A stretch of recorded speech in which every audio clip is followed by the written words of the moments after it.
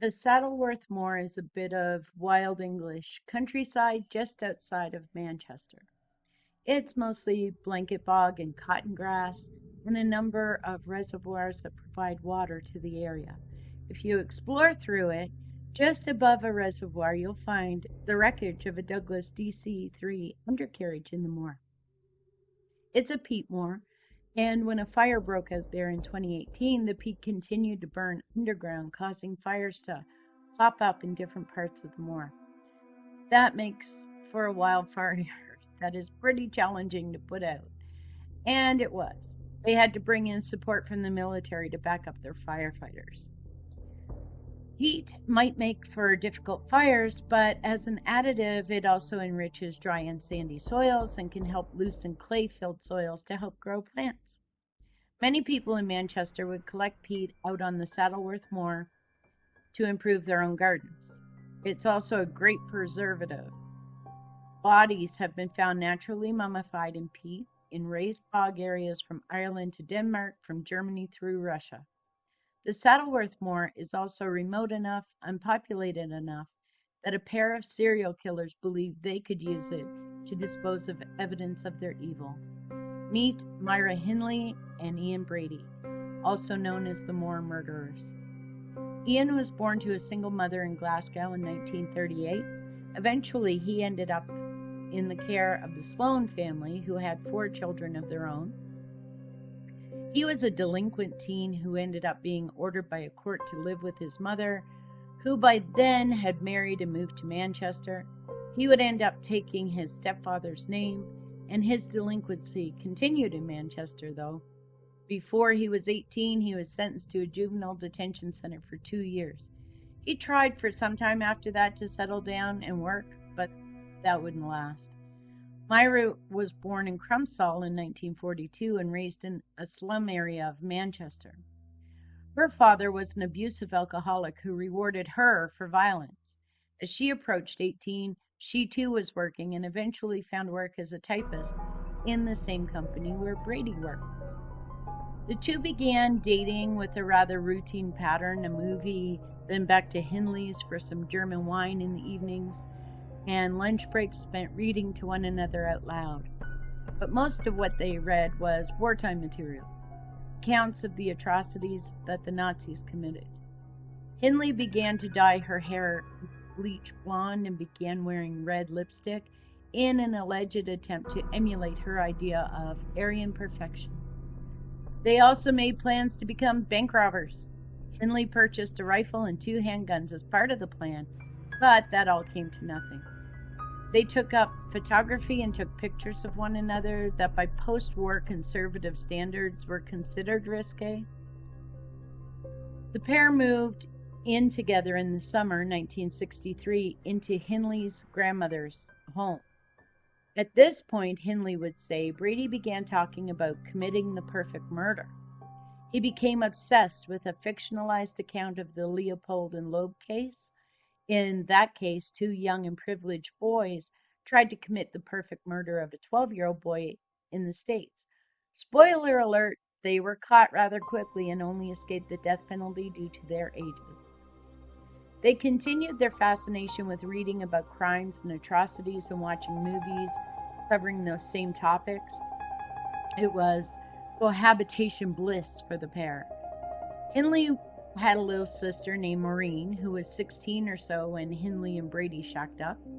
Maureen was a schoolmate, or had a schoolmate named Pauline Reed. Now, in June 1963, Pauline disappeared. She had been dating a 15-year-old boy named David Smith, and police questioned him, but he was cleared. No one had seen Reed in the hours before she disappeared. There were no leads as to where she could have been. That summer, despite looking for her, she would not be found. But life went on in Manchester, and soon it was fall. On November 23rd, 12-year-old John Kilbride had been at a market in Ashton-under-Lyne when he went missing. A massive search was launched for the boy. There were 500 missing posters printed, and police interviewed more than 700 people. When he was still gone on December 1st, 2,000 volunteers scoured the area. searching waste grounds, derelict buildings, any place where the boy could be. Despite these efforts, John would also not be found. In the meantime, Hindley, who had rented a vehicle a time or two before, finally bought a second-hand Austin Traveler. She then traded that in for a minivan shortly after. No one batted an eye, just a young couple getting their lives in order and doing what people do: find a home, purchase a vehicle, go back and forth to work. Nothing at all to see here. Hindley's sister Maureen, meanwhile, was dating the same boy who was questioned in that first disappearance, David Smith. On June 16, 1964, a third child, Keith Bennett, who was 12 years old, went missing in the Longside area of Manchester. He had a stepfather, Jimmy Johnson, who was a suspect in that disappearance. Authorities questioned him 4 times in the space of 2 years after young Keith vanished. They even searched under the floorboards of the family house, and when they figured out that all the houses in that row were connected, they searched the entire street. Hindley, Brady, and Hindley's grandmother were moved onto a different estate. Manchester at the time was trying to clear the post-war slums that existed in the city, so they were sent to Wardlebrook Avenue. On Boxing Day 1964, Hindley took her grandmother to a relative's house and would not let her come home that night. The same day, a 10-year-old girl went missing from a fun fair in Ann Coates. There was another huge search, this time for Leslie Ann Downey. As before, the stepfather became the chief suspect, and Alan West was repeatedly questioned about the missing child. He was not found, and no other evidence was uncovered. In the meanwhile, Smith was making friends with Brady. He and his wife had been moved to a housing estate close to Hindley and Brady. In the early days of the friendship, Smith was kind of enamored with or in awe of Brady. Brady would soon begin talking to Smith about robbing banks and committing murders, and the friendship wouldn't last. On the evening of October 6, 1965, Hindley drove Brady to the Manchester Central Railway Station. She waited outside in the vehicle. Brady went inside to select a victim. He came out with Edward Evans, 17 years old. They drove together to their house where they had a bottle of wine. Brady would send Hindley to go get Smith. Hindley would go get her brother-in-law, but she told him, "Wait outside the house, and I will give you a signal for when to come in." She would flash a light when she wanted him to come in. When the light flashed, Smith knocks, Brady opens the door. He let Smith into the kitchen and said he was going to go get some wine. After a few minutes, though, Smith began to hear screaming. Then he heard Hindley shout, "Dave, help him." He ran into the living room to see just a terrible sight. There was Evans sprawled with his upper body on the sofa and his legs on the floor. Brady was looming over him with a hatchet, and then he swung, bringing the hatchet down on the boy's head, making a terrible sound. Smith then saw Brady beat Evans with a piece of electrical cord. Brady hurt his ankle and couldn't carry Evans' body to the car, so together they wrapped it up in plastic sheeting and put it in a spare bedroom. Smith agreed to return the next morning with a pram to help move the body to the car before taking it to be disposed of. He got home at about 3 a.m. that morning, and he asked Maureen to make him some tea, but the young man would vomit that up and confess to his wife what he had just seen. Instead of keeping his promise to return with the pram, he went to a phone box and called police. He armed himself with a knife and a screwdriver just in case Brady caught him. Instead, a police car picked him up and took him down to Hyde Police Station. It was over now for Hindley and Brady, although they didn't know it at that moment. Smith would reveal what he'd just seen. Police went to the Hindley-Brady residence, and after some weak attempts at shifting police attention and denying them access to the spare bedroom, Evans' body was found. Brady was arrested then and claimed it was just a fight that got out of hand. Hindley was not arrested then, but later, after more and more evidence uncovered, would point to more victims and to her involvement. She was arrested on October the 11th. Smith would not only talk about what he witnessed the night that killed Evans, though. Oh no. He would give police the key to uncovering the whole mess. He mentioned that before Evans's murder, Brady asked him to return all the shady books he had loaned him, and he said he saw Brady putting those into suitcases. There were no suitcases at the house, though, and Smith would tell them he had no idea where they might have gone, but he did know that Brady sure did like train stations. The suitcases were located in the left luggage office at Manchester Central. Aside from a notebook found in the house with the name John Kilbridge in it, in the suitcases they found costumes, notes, photographs, negatives. There were pictures of what the evil pair had done to Leslie Ann Downey, along with a 6-minute audio recording of her captivity. Leslie's mom would be able to identify her daughter from 2 of the photographs, the least graphic 2, and part of the recording. Other photos showed scenes that were clearly out on the moors. Police published some of them, hoping that locals could help them identify the exact spots the photos were taken, given the moors are a very large area. Then they found 12-year-old Patricia Hodges, who had befriended Hindley and Brady and sometimes accompanied them on trips out to the moor.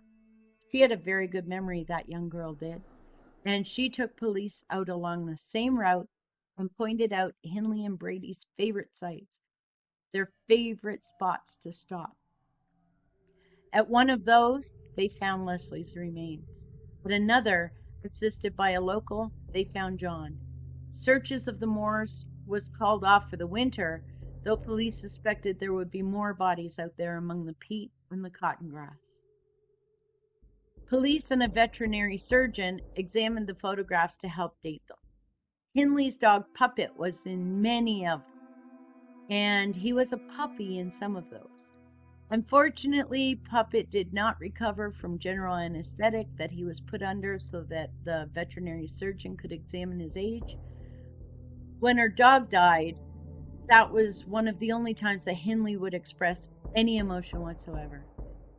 In the meanwhile, Brady would admit to taking the photographs of Leslie, but came up with some bizarre story about how she was brought to his home by 2 men, the photographs were taken, and then she was taken away again. Brady was charged with the murders of Edward, John, and Leslie. Hindley was charged with the murder of Edward and Leslie and with harboring Brady, knowing that he killed John. The public was outraged, understandably so, and Hindley and Brady were sat behind bulletproof glass during their trial. The facts were so disturbing that the prosecution would make their opening statement in camera. This means in front of only the judges, limited court staff, and the defense. Everyone else had to clear the courtroom and would not hear what the prosecutor had to say. Brady and Hindley made poor witnesses and were caught in so many obvious lies.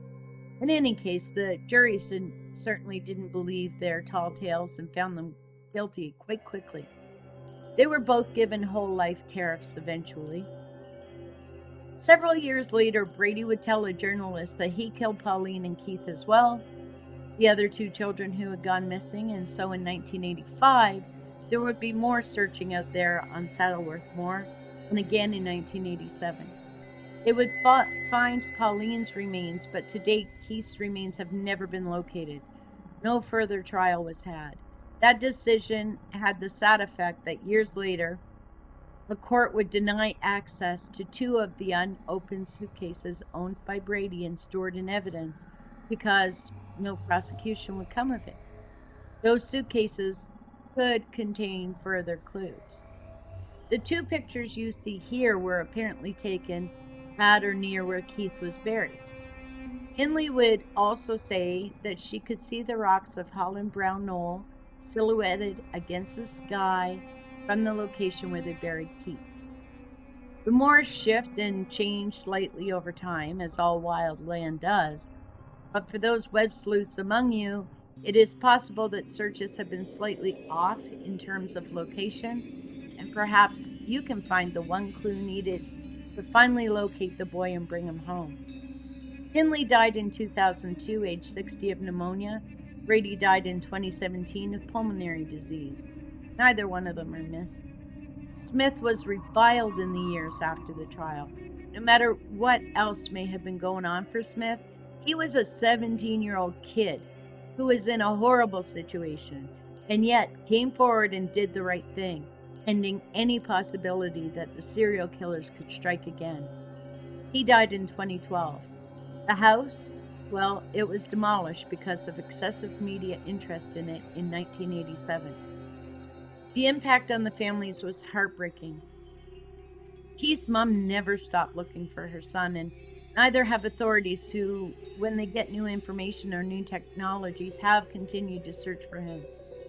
So he would pass in 2012. Thank you for listening.